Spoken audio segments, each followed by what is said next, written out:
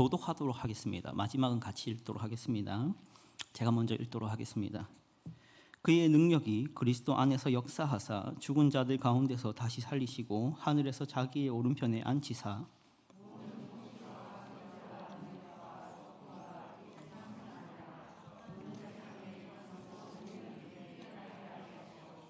또 만물을 그의 발 아래에 복종하게 하시고 그를 만물 위에 교회의 머리로 삼으셨느니라.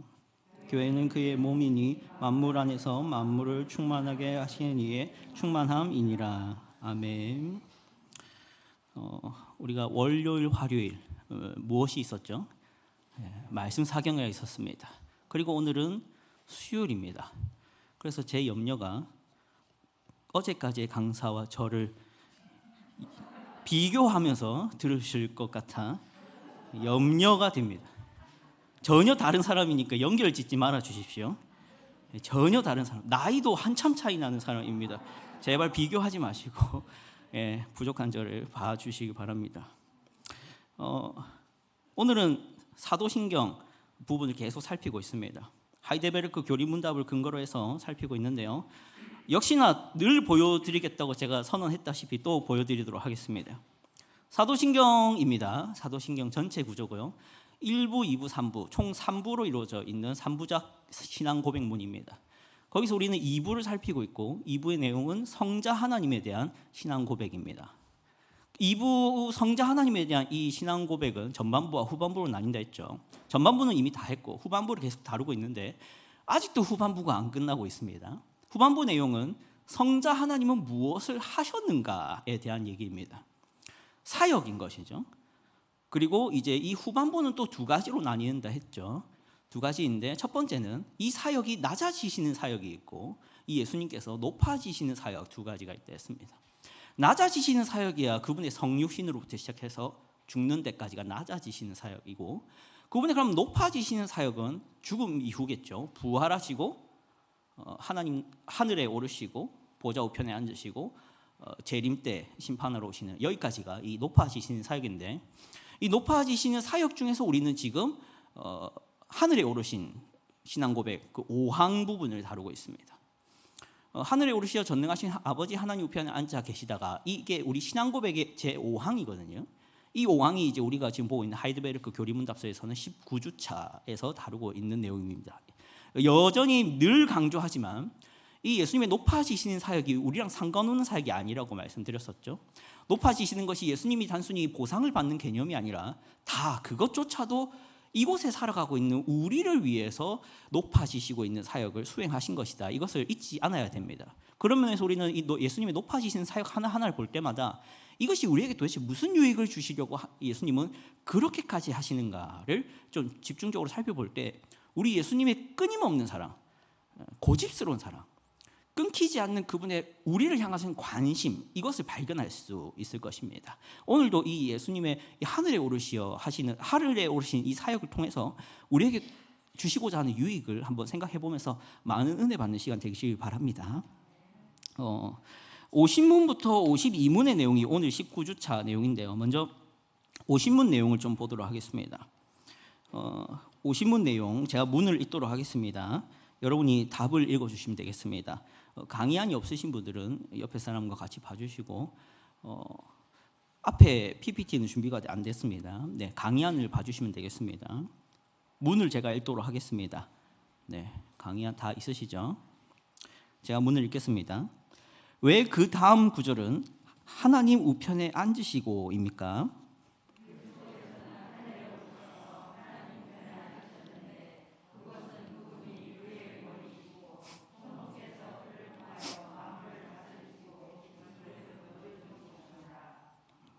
여기 여러분도 가지고 계신 강의 안에 이 각주 1번을 보시면 에베소서 1장 20절로부터 23절 내용이 있는데 그게 오늘 우리가 읽었던 본문이지 않습니까? 우리가 지금 하늘에 오르시어는 지난주에 다뤘고 이제는 그것과 구분해서 하나님 우편에 앉으셨다에 대한 내용을 다루게 될 텐데 우리는 보통 하늘에 오르시어 하나님 우편에 앉으시고를 딱히 이렇게 구별해서 이해하지 않지 않습니까? 하늘에 오르신 것이 곧 우편에 앉으신 거 아닌가 이렇게 연결해서 이해하는데, 하이델베르크는 그걸 아예 주차를 나눠서 이제 설명을 하고 있을 정도로 이 두 가지가 다르다는 것을 강조하고 싶어하는 것 같습니다. 그럼 다르다고 할 때 뭐가 다를까 했을 때, 이 하늘에 오르신 것과 이 하나님 우편에 앉으신 것은 방법과 목적의 관계라고 할 수 있습니다. 그러니까 우리 예수님께서 하늘에 오르신 것 자체가 궁극적인 목적이 아니라 결국에는 하나님 보좌 우편에 앉는 것이 목적이었다는 것입니다. 하나님 보좌 우편에 앉기 위해서 그분은 하늘에 오르셔야 했던 것이죠. 그러면 하나님 보좌 우편에 앉으셔야 했던 그 목적, 그것이 도대체 뭐길래 예수님은 승천을 하셨던 것인가를 생각해 봤으면 좋겠습니다. 우리가 읽었던 본문에서는 이렇게 되어 있죠. 문답에서는 그리스도께서는 하늘에 오르셔서 하나님 보좌 우편에 앉으셨는데 그곳은 그분이 교회의 머리이시고 성부께서 그를 통하여 만물을 다스리고 계심을 보여주는 곳입니다 라고 되어 있습니다. 이것을 총 두 가지 질문을 통해서 하나하나 정리를 해보고자 하는데, 첫 번째 질문은 이것입니다. 여기 나오는 하나님 우편이라는 이 장소는 무엇을 의미하는가 하는 질문입니다. 하나님 우편이라는 장소가 분명히 제시되고 있지 않습니까? 그럼 그 장소에 의미가 있으니까 그런 얘기를 하는 것이겠죠. 그 의미에 대해서 먼저 생각을 해보고자 하는 것입니다. 실제로 하나님이 육체를 가지고 계셔서 하나님이 좌편이 있고 우편이 있고 이런 것을 진짜 말하고자 하는 것이 아니라, 이것은 상징적인 의미인데요, 은유입니다. 왕정 시대, 요즘에는 민주주의 시대니까요 잘 이해가 안 되고 이게 와닿지는 않을지 몰라도 고대는 왕정 시대였습니다. 왕정 시대에서 이해할 만한 비유적 표현으로 진리를 전하고 계시는 것이죠. 왕의 우편을 떠올리게 하는 이 표현은 예수님께서 가신 곳이 왕 대신 하나님의 우편이다라는 것을 말씀드리는 것입니다. 이 우편이라는 장소는 두 가지 큰 상징성을 가지는데요, 첫 번째는 이것입니다. 우편이라는 것은 그 사람의 힘과 능력과 권세를 상징합니다. 우편이라는 것은요. 특히 이제 왕정 시대에는 왕의 우편이라고 해서 그 우편을 아주 중요한 자리로 여기고 했던 것으로 알고 있습니다. 그래서 우리나라에도 물론 이게 적절한 연결일지 몰라도 좌의정이 있고 또 뭐가 있습니까? 우의정이 있지 않습니까? 그 중에서 이제 어느 위치에 이 왕의 바로 옆에 있다는 것 자체가 권력을 보여주는 것처럼, 이 성경에서도 이 우편이라는 것이 권력과 권세와 힘의 상징이었습니다. 시편 118편 16절을 보시면 함께 읽어보겠습니다. 시작. 여호와의 오른손이 높이 들렸으며 여호와의 오른손이 권능을 베푸시는도다. 여기 오른손, 하나님이 정말로 오른손이 있는 게 아니라 이 권능과 힘을 상징하는 것이죠. 그리고 이제 두 번째 상징성은 무엇이냐면 존귀와 영광의 상징이기도 합니다. 오른편이라는 것은요. 열왕기상 2장 19절을 한번 보겠습니다. 제가 읽어드리겠습니다. 밧세바가 이에 아도니아를 위하여 말하려고 솔로몬 왕에게 이르니 왕이 일어나 영접하여 절한 후에 다시 왕자에 앉고 그의 어머니를 위하여 자리를 베푸니 그가 그의 오른쪽에 앉은지라. 그러니까 이 솔로몬 왕이 절을 하고 존귀 대접하는 이 어머니를 어디에 앉힙니까? 오른편에 앉히죠. 그래서 존귀의 대상, 영광스럽게 여기는 대상으로서 이 오른편이 또 상징성을 가지는 것입니다. 그러니까 결국 오른편이라는 것은 힘과 권력과 권세의 상징이면서 존귀함과 영광의 상징이라는 것이죠. 그런데 이 지금 우리가 말하는 우편은 하나님의 우편입니다. 일반 왕의 우편이 아니라 하나님의 우편을 말하는 것이죠.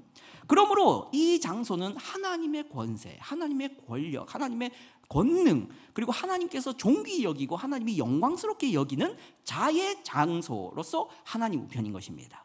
이게 하나님 우편의 의미입니다. 그럼 두 번째 질문은 나오겠죠. 두 번째 질문은 무엇이냐면 그리스도께서 하나님 보좌 우편에 서 있었다가 아니라 정확하게 뭡니까? 앉으셨다라는 표현이 납니다. 이게 무엇이냐면은 좌정하신 것을 말하는 것이죠. 어떤 의자가 있으면 그 의자에 앉는 행위를 말하는 것입니다. 이것을 이제 왕으로 치면은 왕정의 그런 어떤 왕실을 보시면 어떤 좌석에 앉아서 하는 게 있습니다. 왕이 좌석에 딱 앉아서 상석에 딱 앉아서 주로 하는 게 있는데 신하들을 불러놓고 이제 그들에게 명령을 내리거나 그들에게 통치를 실행하는 것으로서의 이 자리라는 상징성이 있는 것입니다. 그러니까 우리 예수님께서 하나님 보좌 우편에 앉으셨다는 것은 무엇도 포함되냐면 단순히 권세를 가졌고 이제 존귀히 여겨졌다는 차원을 넘어서서 그 모든 걸 소유하신 분으로 통치를 시작하신다라는 것입니다. 통치하신다는 것이죠. 자, 그런데 우리가 읽었던 문답에서 어떤 통치를 말하고 있냐면은 다시 한번 문답서를 봐주시겠습니까? 그 문답서에 보시면은 이렇게 되어 있죠. 그리스도께서는 하늘에 오르셔서 하나님 우편에 앉으셨는데 그곳은 그분이 교회의 머리이시고 성부께서 그를 통하여 만물을 다스리고 계심을 보여주는 곳입니다라고 되어 있습니다. 자, 여기에 이 특별한 표현이 두 가지 나옵니다. 통치를 하시는데 교회라는 단어가 나오고요, 만물이라는 단어가 나옵니다. 보이십니까? 교회라는 단어 나오고 만물이라는, 왜 이걸 구분할까요? 지금 구분되고 있지 않습니까? 교회라는 것과 만물이란, 솔직히 만물 안에 교회가 포함될 수 있는 거 아니겠습니까? 근데 하이델베르크 요리문답은 이걸 구분시키고 있는 것입니다. 교회라는 것과 만물이라는 것을. 그러니까 그리스도께서 통치를 하시는데 특별히 교회를 향한 통치와 만물을 향한 통치가 구분되어 있다라는 것을 알아야 한다라는 것입니다. 자, 그러면 교회에 대한 통치와 이 만물에 대한 통치가 어떤 차이점이 있을까요? 본문에 그 문답서의 표현이 딱 이렇게 되어 있는데요, 그 표현을 보면 의미심장합니다. 보시면 교회에 대해서는 뭐라고 하십니까? 머리라고 합니다.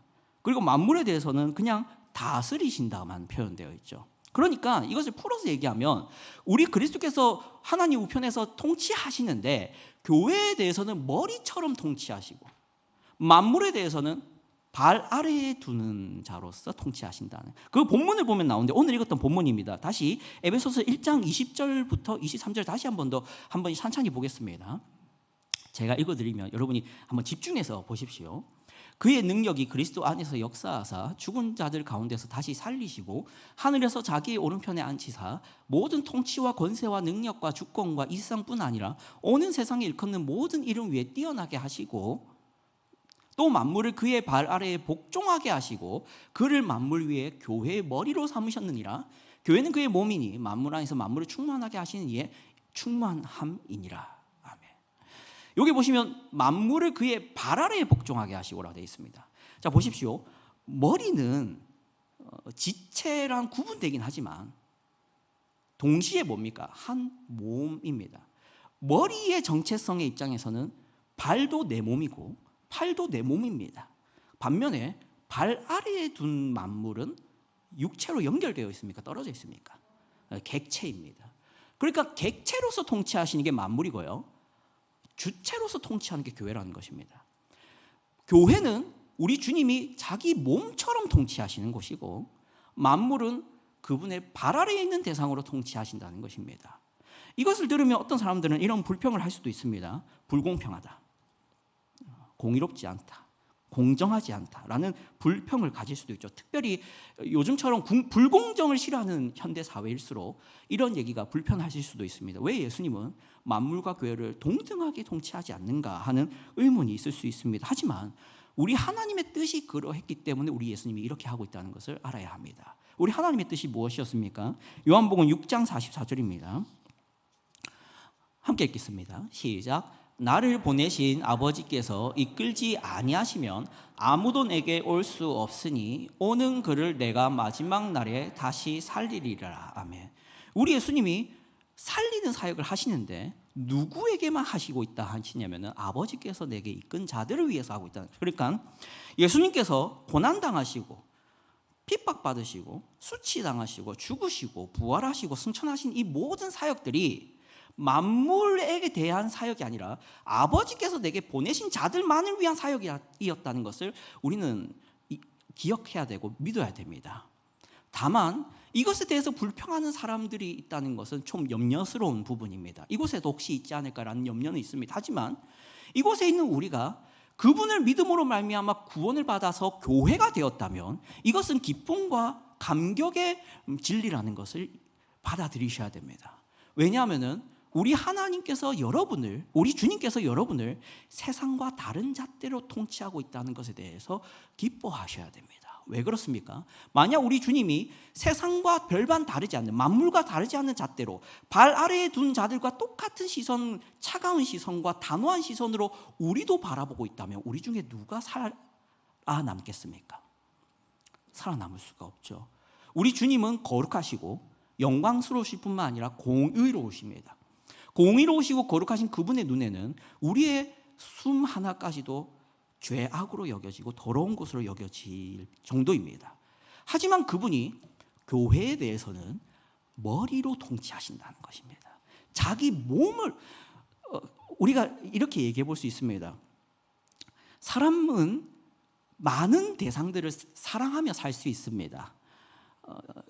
이성을 사랑할 수도 있고요, 가족을 사랑할 수도 있고요, 혹은 인격체가 아닌 것도 사랑할 수 있습니다. 돈을 사랑할 수도 있고요, 명예를 사랑할 수도 있고, 권력을 사랑할 수도 있을 것 같습니다. 하지만 그 모든 사랑의 목적은 자기 사랑이라는 것을 사실 발견합니다. 돈을 왜 사랑합니까? 내 육체를 위한 것 아니겠습니까? 명예를 왜 사랑할까요? 궁극적으로 내 육체를 위해서입니다.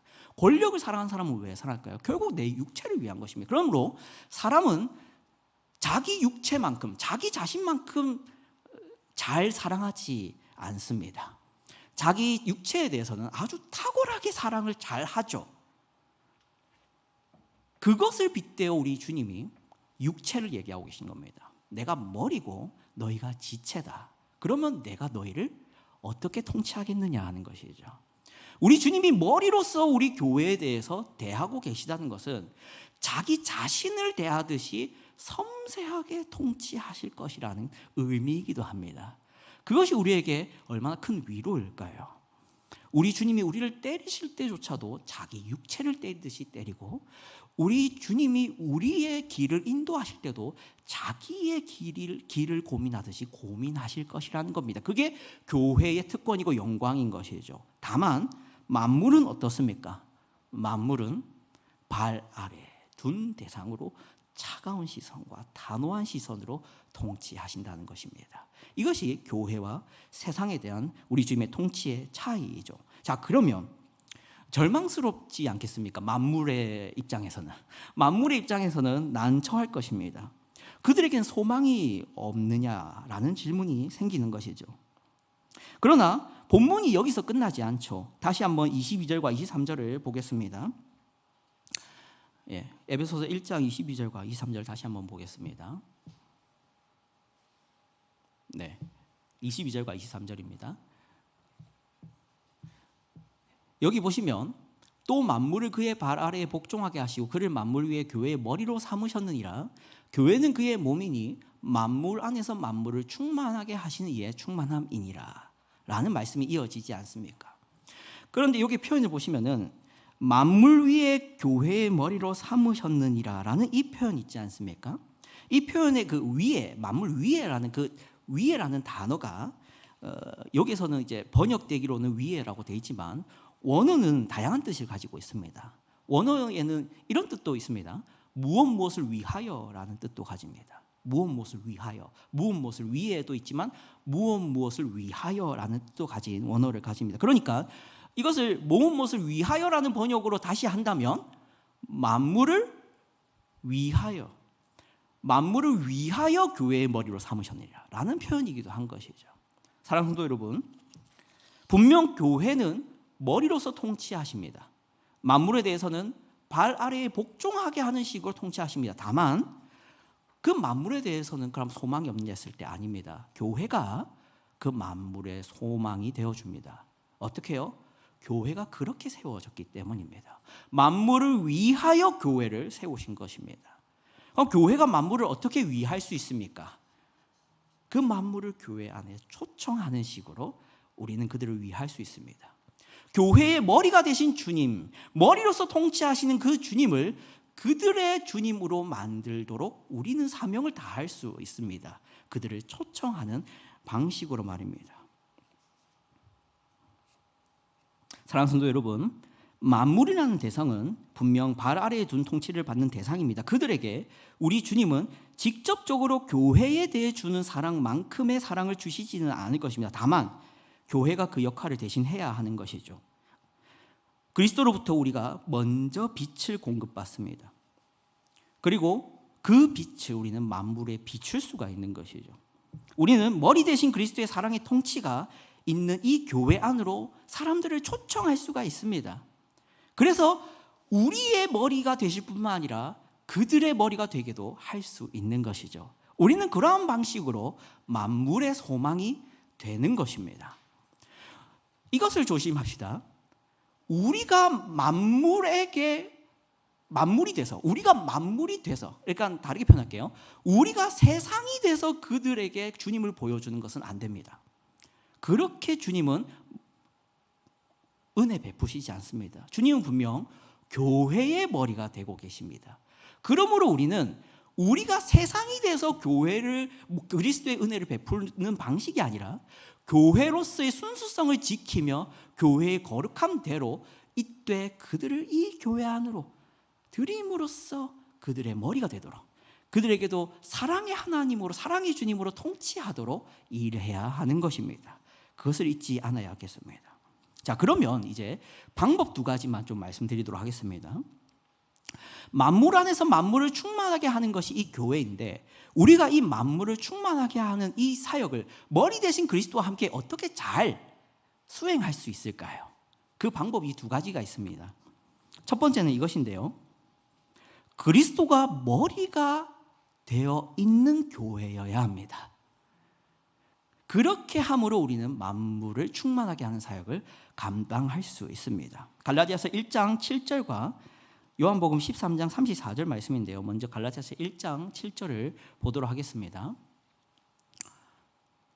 네, 같이 읽어보겠습니다. 시작. 내가 그리스도와 함께 십자가에 못 박혔나니 그런즉 이제는 내가 사는 것이 아니요 오직 내 안에 그리스도께서 사시는 것이라. 이제 내가 육체 가운데 사는 것은 나를 사랑하사 나를 위하여 자기 자신을 버리신 하나님의 아들을 믿는 믿음 안에서 사는 것이라. 아멘. 우리가 그리스도가 머리가 되는 인생이 어떻게 됩니까? 갈라디아서에 나와 있지만 그리스도를 믿음으로 우리는 그분을 머리로 삼고 우리는 지체가 되는 것입니다. 다시 한번 말씀드립니다. 교회에 그냥 자동으로 출석한다고 해서 그리스도가 머리가 되는 것이 아니라 교회 안에 있는 우리 모두가 그리스도를 믿을 때 그분은 비로소 머리가 되고 우리는 육체가 되는 것입니다. 우리가 그런 교회일 때 우리는 만물 안에서 만물을 충만하게 하시는 이에 충만이 되는 교회의 사명을 감당할 수 있는 것이죠. 그렇지 않은 상태에서 우리는 만물을 충만하게 하시는 머리 대신 그리스도와의 그 소망으로 만물의 소망이 되어줄 수는 없는 것입니다. 2번째 본문을 보도록 할게요. 요한복음 13장 34절입니다. 여기서도 이렇게 나와 있습니다. 같이 읽어보겠습니다. 시작. 새 계명을 너희에게 주노니 서로 사랑하라. 내가 너희를 사랑한 것 같이 너희도 서로 사랑하라. 너희가 서로 사랑하면 이로써 모든 사람이 너희가 내 제자인 줄 알리라. 아멘. 그리스도를 믿음으로 그분을 머리로 삼는 것도 필요하지만 그 머리 삼으신 그리스도를 내가 정말로 그리스도를 머리 삼았다라는 것을 어떻게 드러낼까요? 새 계명대로 우리가 행할 때 우리는 비로소 그리스도가 머리 된 교회라는 것을 확인할 수 있습니다. 새 계명이 무엇입니까? 사랑하라입니다. 특별히 내가 너희를 사랑한 것 같은 사랑을 말합니다. 우리는 그냥 사랑할 수 있지 않겠습니까? 세상 사람들의 사랑으로 교회가 사랑할 수 있습니다.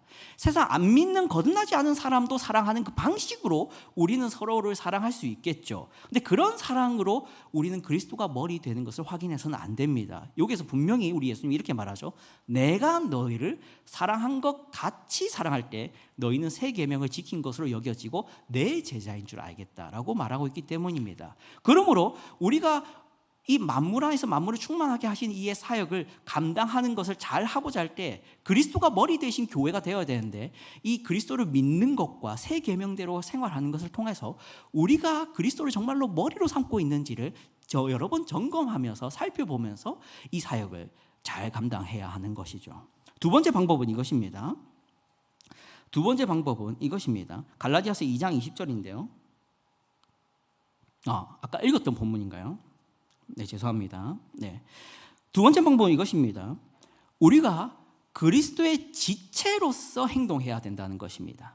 이것은 무슨 말이냐면은 그리스도의 지체라는 것은 내 마음대로 행동하는 부위는 아니라는 것입니다. 팔은 머리가 시킨 대로 움직이고요. 다리도 머리가 시킨 대로 움직이지 자기 마음대로 팔이 움직이거나 자기 마음대로 다리가 움직인다면 그것은 내 다리가 아니고 내 팔이 아닌 것이죠. 우리가 정말로 그리스도의 지체로서 행동하고자 한다면 우리는 그리스도의 뜻대로 행동하고 있어야 하는 것입니다. 그렇게 했을 때 우리는 비로소 머리 대신 그리스도를 우리의 머리로 삼는 교회다운 모습을 가지는 것이죠. 자, 정리하도록 하겠습니다. 좀 복잡해졌는데요. 결국 우리 주님이 하나님 보좌 우편에서 통치하신다는 것입니다. 근데 그 통치가 한결같은 것이 아니라 두 영역에서 구분된다고 했죠. 교회에 대해서는 머리로서 통치하시고 만물에 대해서는 발 아래에 복종하게 하시는 것으로서 통치를 하신다는 것입니다. 이것을 우리가 들을 때 분명 우리 안에 분명 은혜를 발견하실 수 있어야 합니다. 그것은 머리로서 통치하는 것은 어떤 항상 따스한 눈길과 자기 육체를 대하듯이 사랑하는 것으로 통치하신다는 것이 전제되기 때문입니다. 사랑하는 우리 주님이 저와 여러분을 머리로서 다스리고 있다는 것에 대해서 늘 소망하고 위로가 되시길 바랍니다. 우리의 실수와 연약함과 실패들이 그분 앞에서 늘 용납될 수 있는 차원에서 우리를 다스리실 거리란 것이 우리에게는 기쁨으로 신앙생활할 수 있는 유일한 이유입니다. 그 이유를 잊지 않는 여러분 되시길 바랍니다. 하지만 동시에 우리 주님이 만물에 대해서는 단호하시다는 것을 잊지 않아야 됩니다. 교회 밖에 그리스도의 머리 대신 그리스도와는 전혀 다른 장소에 그리스도 안에 거하지 않는 인생에 대해서는 우리 주님은 어떤 용납도 어떤 배려도 어떤 은혜도 베푸실 수 없다는 것입니다. 그게 아버지의 뜻이기 때문에 그런 것입니다. 우리 아버지는 분명 아버지께서 부르신 자들에게 우리 주님의 은혜가 베풀어지기를 정하셨기 때문입니다. 그러므로 우리는 우선 이 교회를 떠나지 않도록 이 교회 밖으로 나가지 않도록 머리 대신 그리스도를 버리고 그분 밖에서 내 마음대로 내가 내 인생의 머리가 되는 방식으로 살아가지 않도록 조심합시다. 그래야 우리가 언제나 따스한 통치, 사랑의 통치를 유지할 수 있기 때문입니다. 자, 그리고 한 가지 더 추가적으로 우리가 기억해야 될 것이 있습니다. 아까도 말씀드렸다시피 이 모든 사역을 통해서 우리는 만물의 소망이 동시에 될 수 있습니다. 우리 하나님의 통치가 만물에 대해서 우리 주님의 통치가 만물에 대해서는 단호할지라도 우리는 그 만물 속에서 살아가는 그 하나님의 차가운 시선 속에서 살아가는 인생들을 머리 대신 그리스도의 인생으로 머리 대신은 그리스도가 머리가 되는 인생으로 초청할 수 있습니다. 그들을 이 교회 안으로 들이고 그리스도를 가르치고 복음을 전하고 그 복음을 믿음으로 말미암아 그리스도의 지체가 되게 해서 그 주님의 그 권세와 권능으로 말미암는 그 사랑의 통치 그것을 받도록 우리가 일할 수 있습니다. 그것을 위해서 우리 교회가 참으로 우리 주님을 머리 삼는 교회 되도록 기도해 주셨으면 좋겠습니다. 우리 교회가 정말로 그리스도를 우리의 유일한 구주요 머리 되신 분으로 또한 우리가 그분의 주지체답게 살아가는 교회가 되도록 기도해 주시길 바랍니다. 기도하겠습니다. 하나님 아버지 감사합니다. 이렇게 함께 모여서 하이델베르크 요리문답을 살펴보았습니다. 사도신경 제5항에 있는 우리 주님의 사역 하늘에 오시어 하나님 우편에 앉으셨다라는 그 신앙 고백의 내용이 어떤 의미를 담고 있는지를 생각해 보았습니다. 우리 예수님께서 우리를 위하여 승천하시고 하나님 보좌 우편에 앉으셨음을 우리가 들을 때 이것이 믿어지게 하시고 정말로 하나님 보좌 우편에서 우리를 통치하시고 있다는 것을 기억하게 하여 주시옵소서.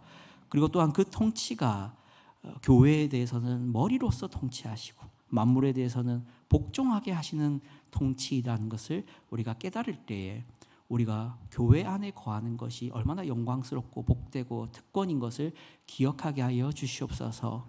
머리로서 통치하시는 우리 주님의 통치가 얼마나 은혜롭고 자비로운 것인지를 우리가 기억하게 하여 주시고, 그 가운데서 우리에게 주어지는 모든 우리의 인생의 인도하심이 언제나 우리를 위한 것임을 기억하는 우리 모두 되게 하여 주시옵소서.